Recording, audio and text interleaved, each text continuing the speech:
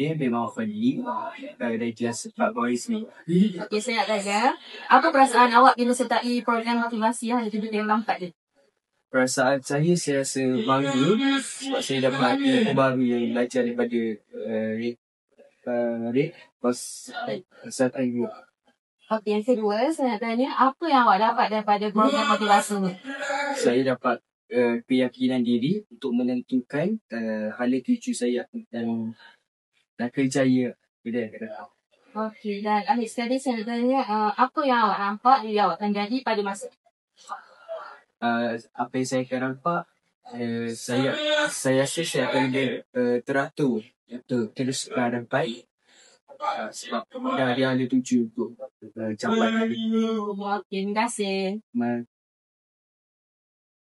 Saya nak dari kelas 10. Okey, saya nak tanya, apa perasaan awak bila sertai program motivasi program Hari Tujuh Tingkatan 4 ni? Perasaan saya lebih serius. Okey, yang kedua, apa yang awak dapat daripada program motivasi? Saya dapat tambahkan lagi ilmu pengetahuan saya dan Okey, dan akhir sekali, apa yang awak akan nampak akan jadi pada diri awak di masa depan?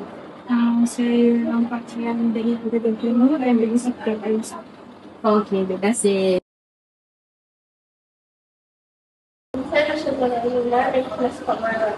Okey, saya nak tanya, apa perasaan awak bila sertai program motivasi program Hari Tujuh Tingkatan 4? Saya rasa lebih memotivasi dari Okey, soalan kedua, saya nak tanya, apa yang awak dapat daripada program ni? saya rasa lebih open-minded dan berfikiran positif.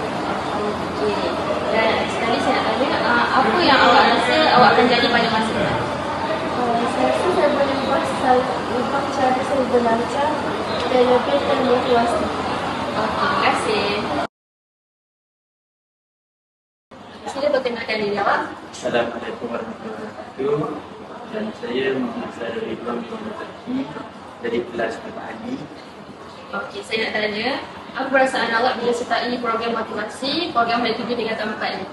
Saya berasa sangat gembira dan teruja. Okey, yang kedua saya nak tanya, apa yang awak dapat daripada program motivasi?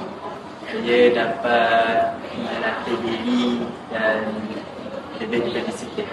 Okey, dan akhir sekali saya nak tanya, apa yang awak nampak akan jadi pada diri awak di masa depan?